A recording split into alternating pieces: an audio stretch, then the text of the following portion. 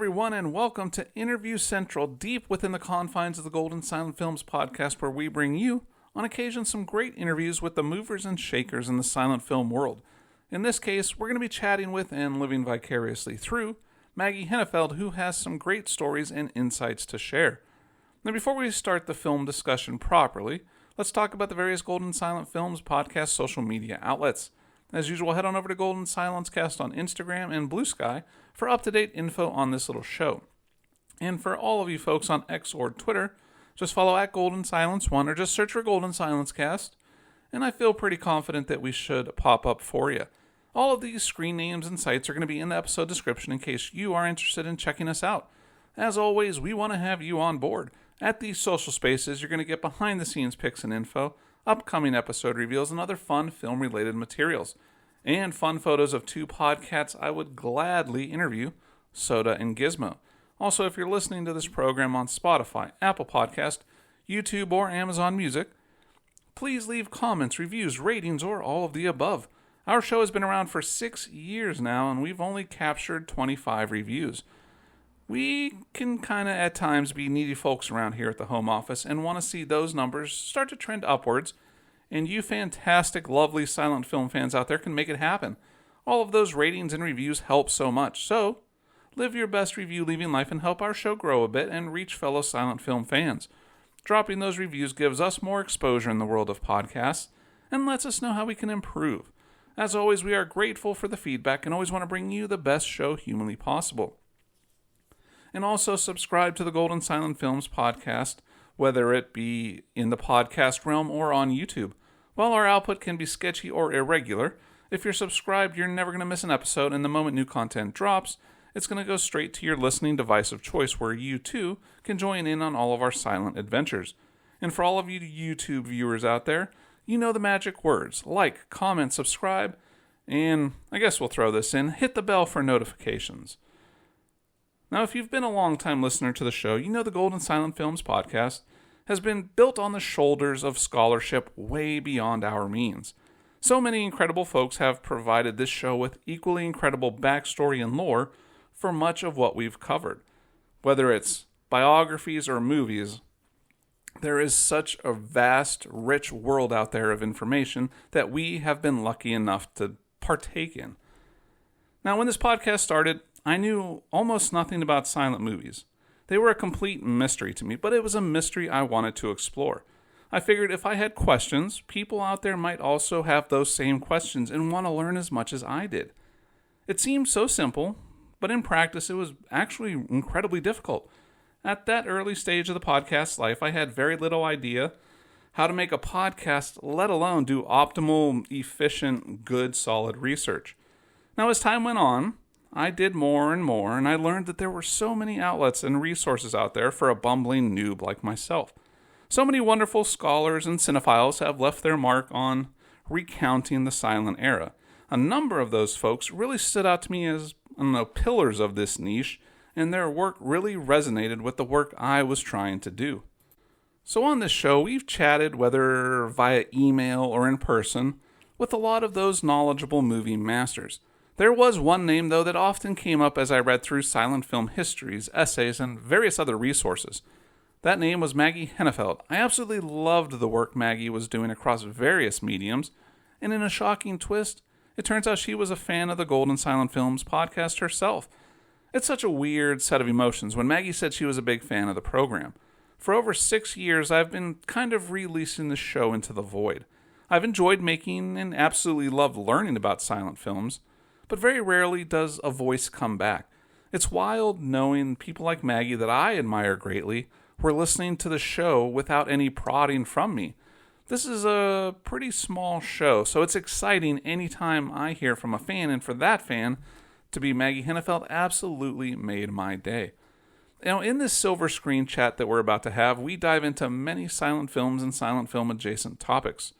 We get our first non-Pennsylvania and non-Ohio Silent Film Festival report when Maggie gives us the lowdown on the Denver Silent Film Fest. On top of that, we delve into Maggie's silent film origin story and learn about her adventures as an author and film compiler, I think that's a word, as she works tirelessly to keep the silent era alive and bring a spotlight to those names that movie history has forgotten. So, with the scene set, let's get on to the interview. Hi there, Maggie, and welcome to the Golden Silent Films podcast. It means a lot that amongst your myriad of responsibilities and jobs, you have a little bit of time carved out to chat silent films with us. In fact, if I understand correctly, you're coming off some silent film adventures in Denver and in your home state of Minnesota. Is that true? That is true. Although I just came back from the Denver Silent Film Festival, which was now somehow almost a month ago, April 10th through 12th. And I do a lot of silent film programming in the Twin Cities in Minneapolis, where I'm based. Now, as someone who has seen your name in articles and events and various silent movie projects literally since the birth of this podcast, it's an honor to finally be talking to you in person. Since this is a technologically inept podcast, it's rarefied air to be talking to you live and in person. So, for anyone not familiar with you, tell us a little bit about yourself. Well, first of all, I appreciate your self-deprecating preface because I also strongly identify as technologically inept. So we're in good company. And it's an honor to be on your podcast. I've really enjoyed listening to Golden Silence for, I don't know, what feels like years. I've lost all track of time after this year in Minneapolis. My name is Maggie Hennefeld. I'm a professor of cultural studies and comparative literature at the University of Minnesota. I live in Minneapolis. I'm a lifelong cinephile.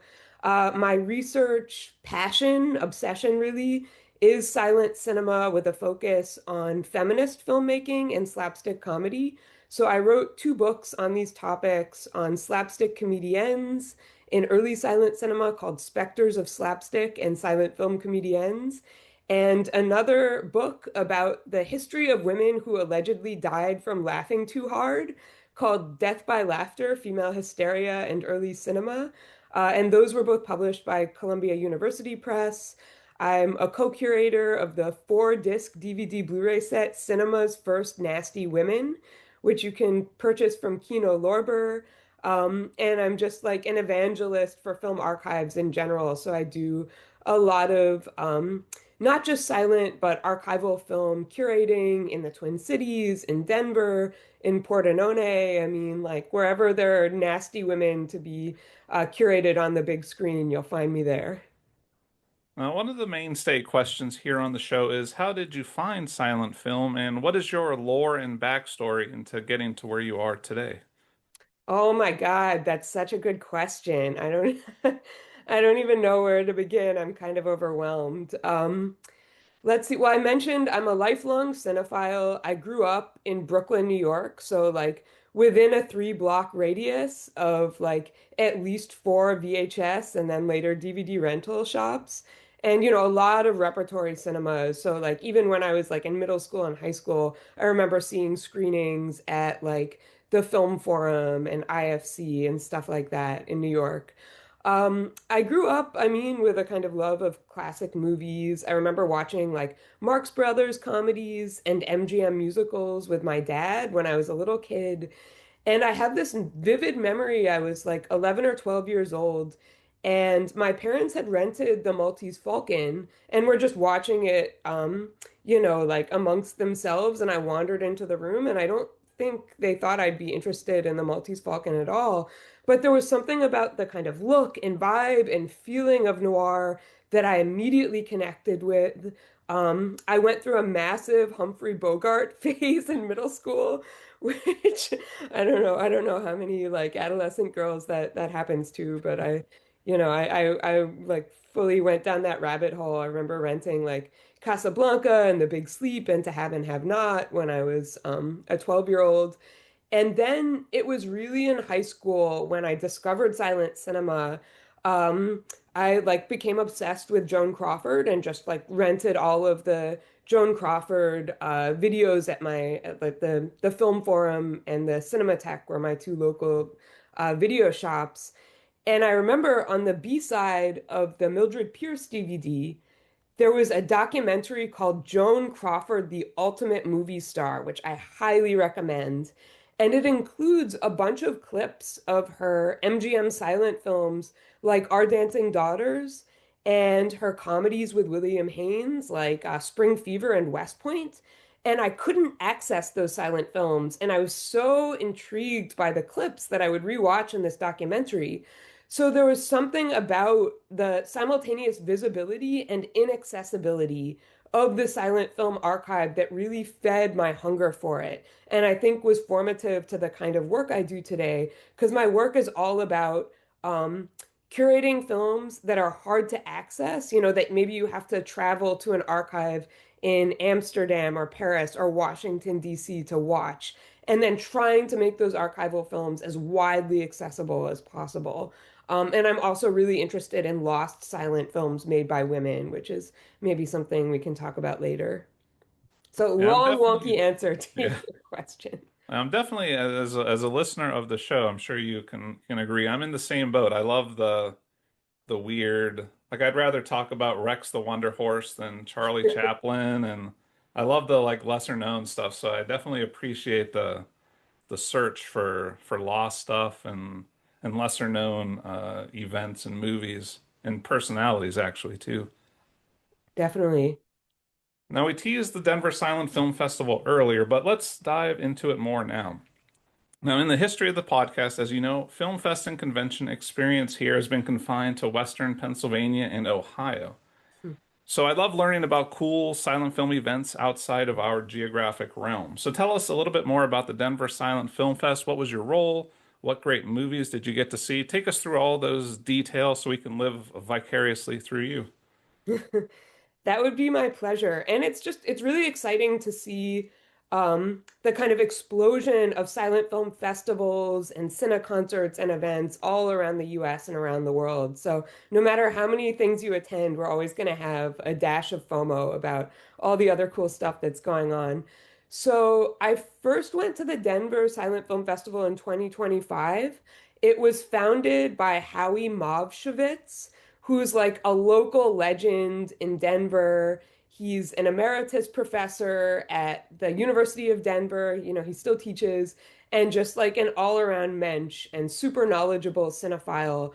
And I'm not sure how far the festival goes back. I asked Howie, and he's not quite sure either. Well over a decade, and he's really built an audience, like a number of the screenings at the C Film Center in Denver, which hosts the festival now. A number of screenings were sold out.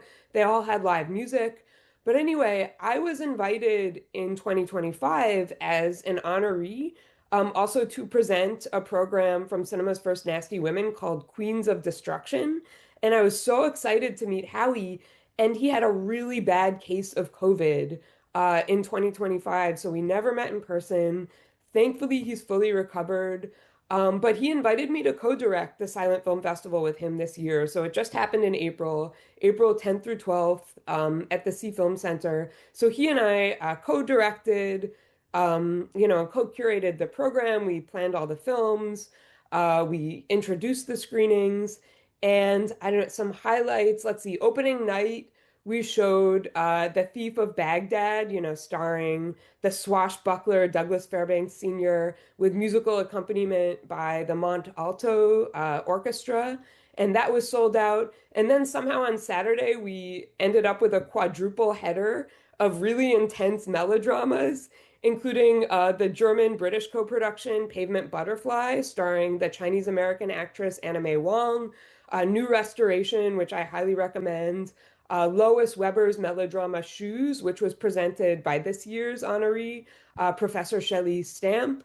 A devastating film, we showed G.W. Pop's Joyless Streets, and The Unknown, which I'm sure many of your listeners are familiar with, also co-starring Joan Crawford, across from Lon Chaney, who plays an armless knife thrower in the circus who becomes obsessed with a woman who herself has a phobia of men's hands. And that's Sounds played by awesome. She's played by Joan Crawford. And then as a kind of palate cleanser for the third day, on the Sunday, we just had all comedies, including two programs sourced from Cinema's First Nasty Women.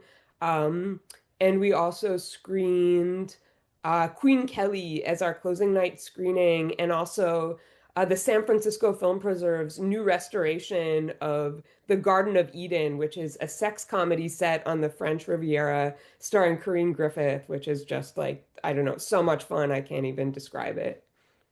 Now, how hard is it when you're like programming these things and like being a part of them? What's the mix between like enjoying them as a film goer and having to be part of you dealing with the actual event and talking about it? Yeah, juggling everything. I think the C Film Center makes it really easy. Keith Garcia is a programming director there, so he like handles most of the actual film bookings. And for the festival that I do in Minneapolis, which is funded by my university, I have to do all that cattle wrangling, like archive outreach and making sure everyone gets paid and more of the kind of behind the scenes logistics. So it's really nice not to have to worry about that in Denver and also having a co-director so we could kind of divvy up the film intros and the schmoozing and whatnot. It allowed each of us to take a break. But once, once the film is rolling, I'm just in heaven.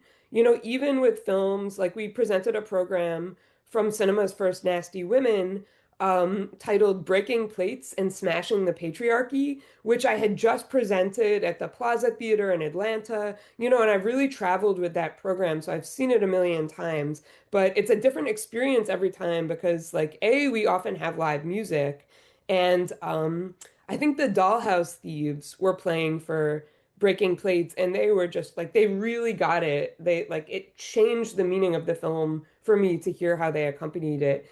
And the audience in Denver is so great. Like it was a full house for every screening.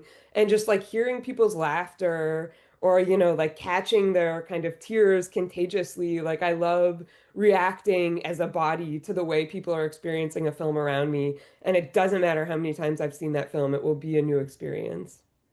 Now, you said you've been to Pordenone and like how far have you gone in the search for going to film fests and events?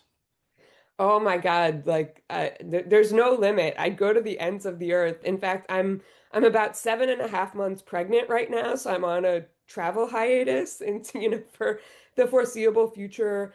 The big archival festival in Bologna is coming up later this month, Il Cinema Ritrovato. And I always go to that because actually they do a satellite edition that I co-direct with my friend Michelle Barudi in Minneapolis, Il Cinema Ritrovato on tour.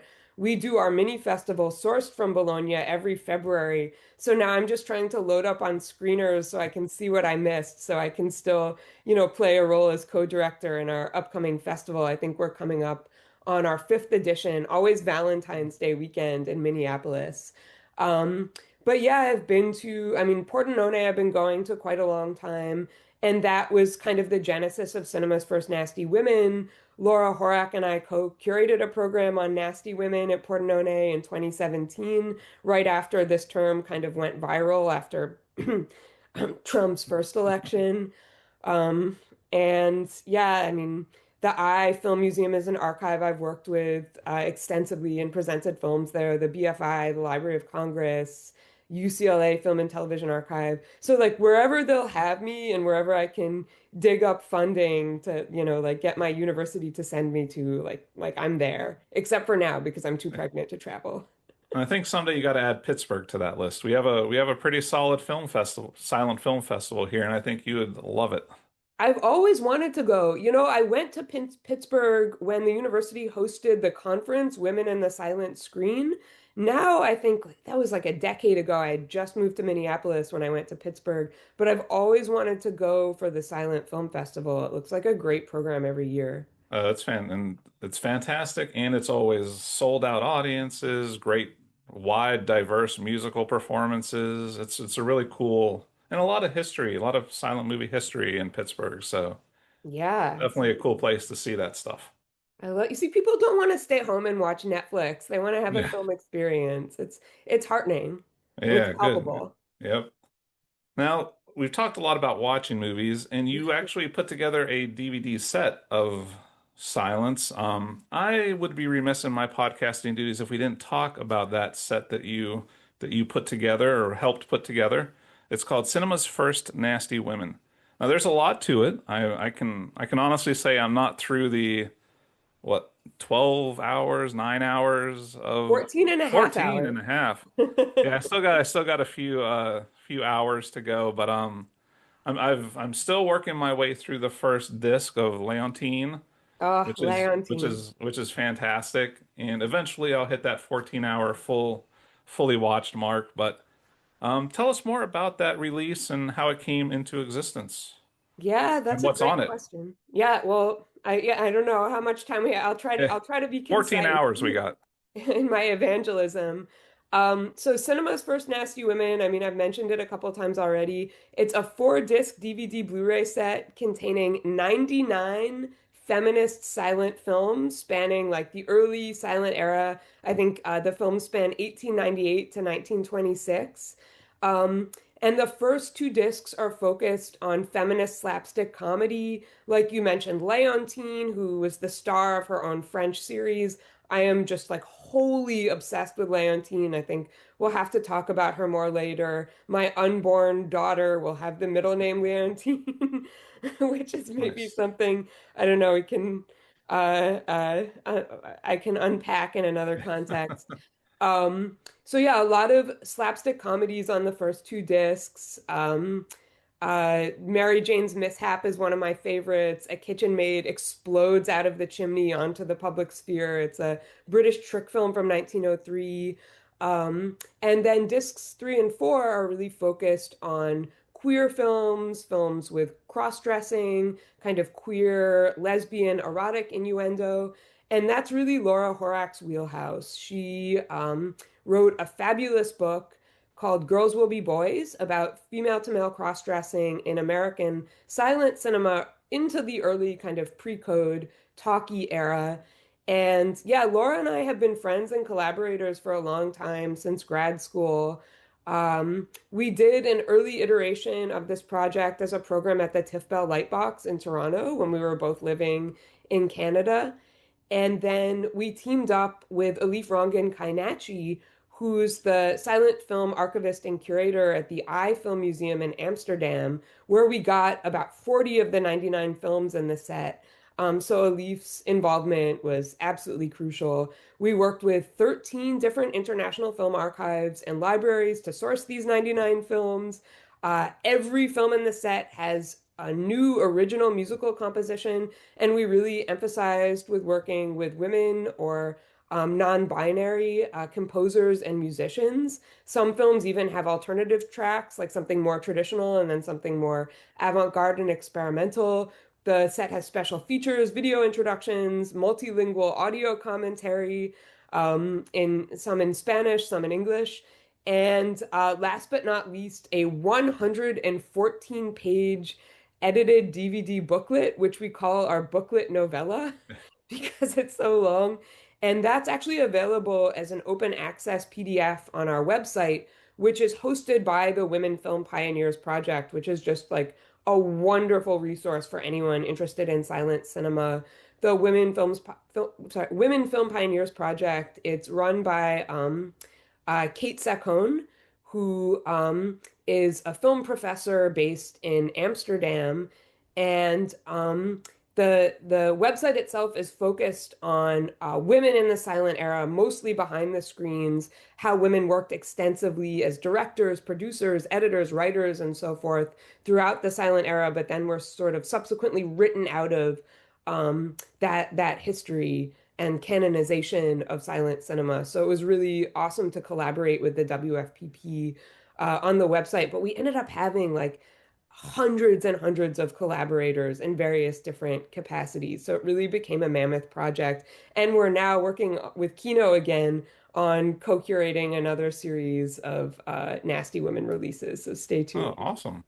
Now, how did you find, especially Leontine, how did she first come onto your radar? Especially if it's not like these lesser known acts and actresses and stuff. How did they come across your table, your desk?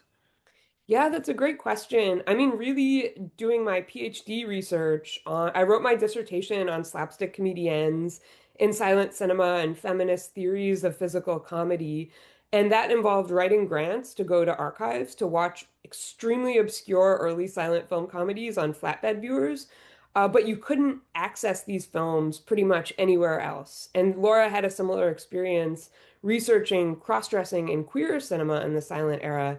So that was like part of that. That's one of the major goals of the project, not to um, kind of preach to the choir, but to go for the deeper cuts, right? So there's no Mabel Normand in Cinema's First Nasty Women, even though you would expect to find her there, just because a lot of her films are already really accessible. So our main kind of priority as curators is access. But Leontine, I actually first came across in another DVD set curated by Marianne Lewinsky, who's one of the uh, organizers and programmers of this big festival in Bologna.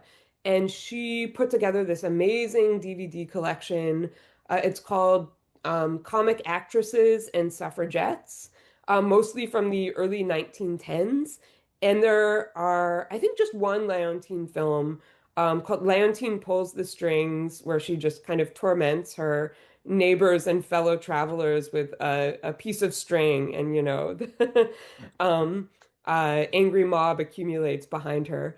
And I just fell in love with that film. I gave one of my first conference papers on that film, and then I just like made it my life's mission to watch every surviving Leontine film and learn, as much about her as I could. And she remains a mystery. Leontine is not the performer's name, it's the name of the character she played. The Leontine series, it was an internationally popular comic series. It was banned in the US. It released about 25 episodes from 1910 to 1912, which were all shot in Nice in southern France. And Leontine is just a total miscreant. She's a demonic tomboy and hellraiser. She floods and incinerates her house simultaneously. I mentioned she torments her neighbors with pieces of string and other sort of errant objects. She electrocutes the local police department. I mean, but there's really a kind of joy in sort of engaging with her carnivalesque mischief. So I want to put Leontine's face on the back of the milk carton. And if any listeners today think they know who she is, please get in touch with me immediately.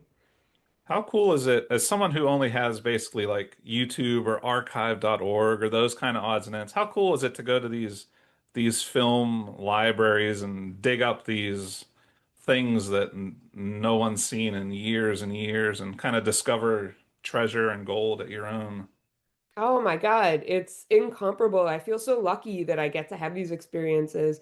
And sometimes they're curated. Like I've had that experience at festivals like Pordenone or Bologna, just kind of seeing a title on the program and then like when it plays on the big screen, I'm like, whoa, how did this movie exist? How did I not know about it years ago? Why, like why isn't it on DVD or Blu-ray? Like why do I have to travel to Italy to watch this film?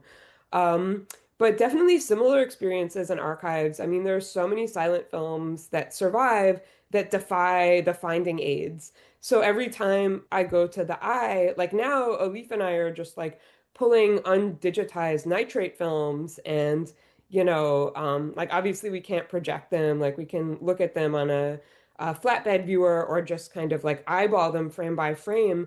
I remember when I was at the Eye for the Women in the Silent Screen conference, maybe in like 2018, we found these lost films starring Sarah Duhamel, who played a character named Rosalie, who frequently has crossover episodes with Leontine, and Little Chrysia, who was a traveling circus owner and comedian who starred in like multiple international series, and she's kind of Alif's lifelong obsession.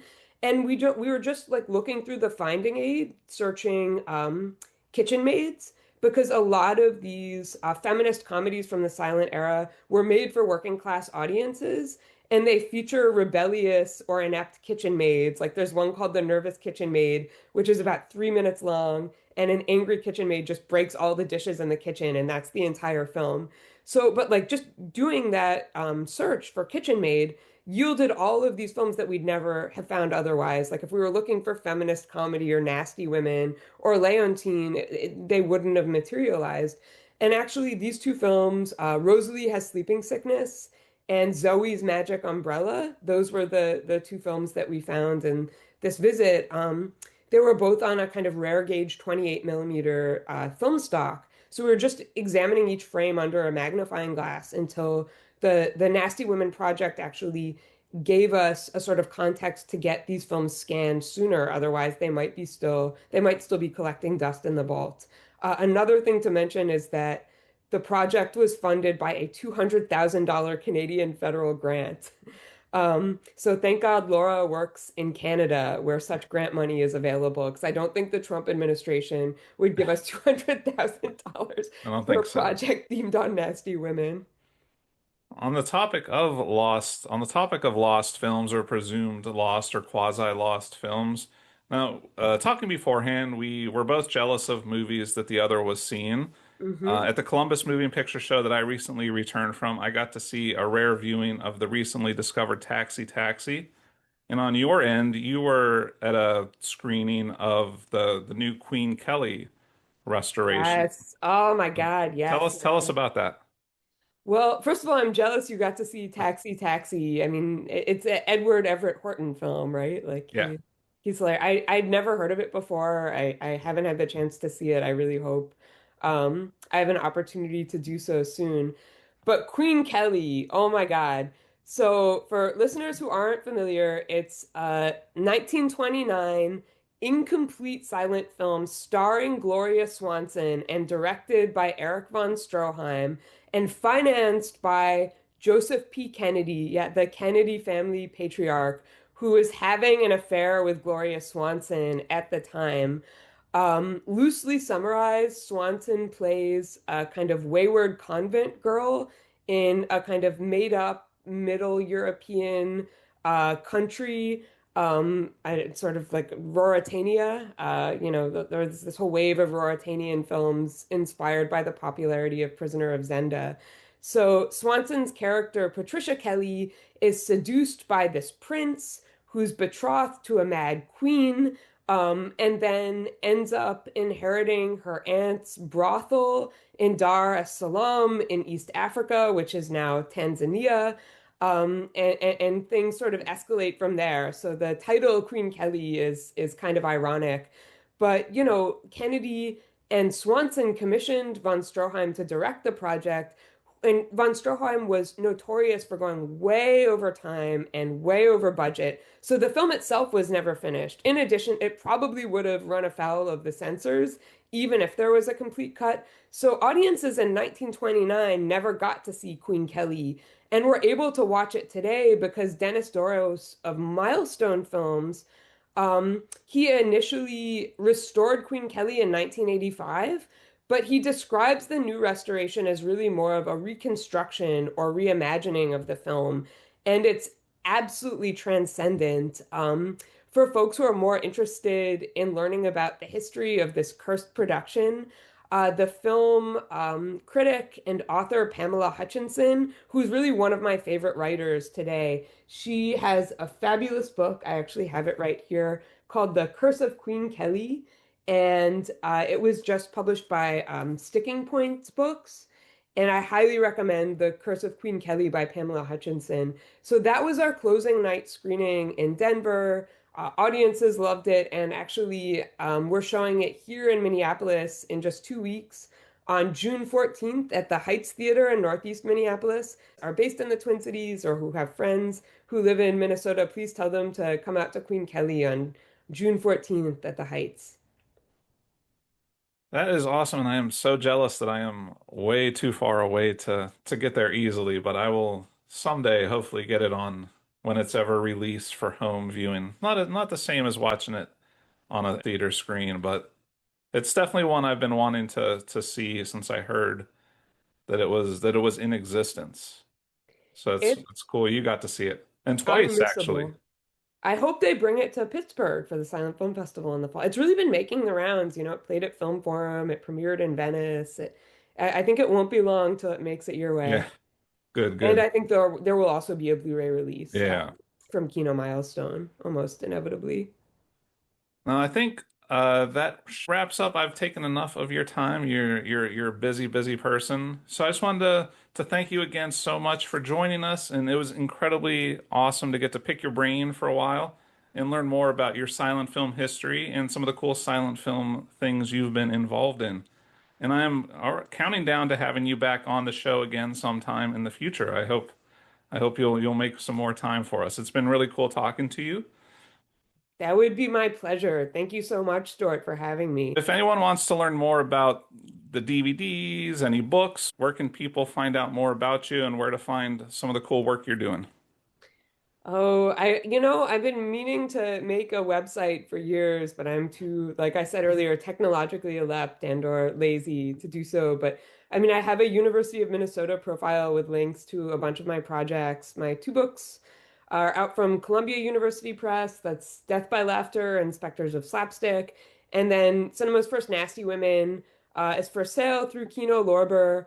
Um, or you can find out more and read our, booklet, DVD booklet novella through the Women Film Pioneers Project website. And for folks based in or around Minnesota and the Midwest, it's worth a road trip to Minneapolis. Archives on Screen, the organization I co-founded with Michelle Baroudi, we do year-round programming at the Film Society, the Heights, our really awesome local repertory cinema, the Trilon, and our website is just archivesonscreen.org. And we're also on social media, and our Nasty Women social media handle is at Nasty Silence. That's Silents. So definitely, like I'm pretty sure, a picture of Leontine is our thumbnail, so you can find us on the Facebooks and other social media platforms. Thank you again so much for joining us. It's been a pleasure. Thank you, Stuart. This was so much fun. Thanks for having me. What a great chat that was, right? And all of that is just scratching the surface of everything we could have potentially talked about. It was an incredible pleasure getting to talk about all things silent film and silent film adjacent. Now, I can tell you fine listeners out there that there will definitely be more appearances by Maggie as time goes on. She is a wealth of knowledge, and I have learned so much just from this little chat with her. Now, don't forget, I still have roughly 12 hours left on my Cinema's First Nasty Women watch, so more questions will surely be generated from Maggie, plus we could have gone on indefinitely just talking about film and film history in general. And I will for sure be picking up her books as well. They sound like fantastic reads, and they will definitely broaden our silent film horizons and really fill in a segment of silent film lore that has been ignored and discounted for, honestly, way too long. She could not, mathematically speaking, have been any more gracious and helpful in bringing this interview to life. She took a nervous and anxious podcast host and carried him to what I believe was a fantastic chat. So thank you again, Maggie. I love the silent film community and its super welcoming nature. We're all here to keep this cinematic art form alive and thriving, and seeing super informed people like Maggie Hennefeld so willing to share their expertise really puts a smile on our podcast faces, which you're going to have to take our word for, but there is a smile on my face right now. So with our time in Interview Central coming to a close, we want to thank you for spending your valuable movie podcast listening time with us. It's been exhilarating, yet anxiety-inducing, but still filled with so many great stories and silent film adventures. Did you enjoy this chat session with Maggie? What are some of your favorite topics we discussed? Have you watched Cinema's First Nasty Women? What segments of that film compilation should we take a deep dive into here on the show? Tell us your story and your favorites. Let us know all of those nasty details at the various social media spots of the Golden Silent Films podcast. And on that note, if you have forgotten, we're on Instagram, Bluesky, and Twitter. Let us know what you thought of this episode. What silent and silent-related movies, or books, past or present, do you want us to look at next? Our world of silent movie knowledge and experience is constantly expanding, thanks to the help from incredible people like Maggie, and we need your input for our future episodes here and beyond. Also, we're going to have links to all of the cool stuff Maggie is doing in the world of silent cinema, from books to Blu Rays and DVDs to film festivals. Maggie is seemingly everywhere doing everything all at once. I cannot recommend Cinema's First Nasty Women enough and would highly encourage all of you fine folks out there to snag yourself a copy and begin what I feel is a wonderfully nasty cinematic journey. In this episode's details and descriptions, that's where you'll find out more information about Maggie and her fantastic projects. Again, if you listen to the show on Apple, Spotify, Amazon, or any other podcast outlet that allows it, subscribe, rate, and review. If you're watching on YouTube, like, subscribe, and comment. It does a lot for visibility, and we love hearing your thoughts and ideas. We set a goal of getting to 100 subscribers on the YouTube channel in 2026. So please subscribe and spread the word so other cool folks can subscribe as well. We currently sit at 95 subscribers, so be one of those lucky 5 that gets us to the finish line.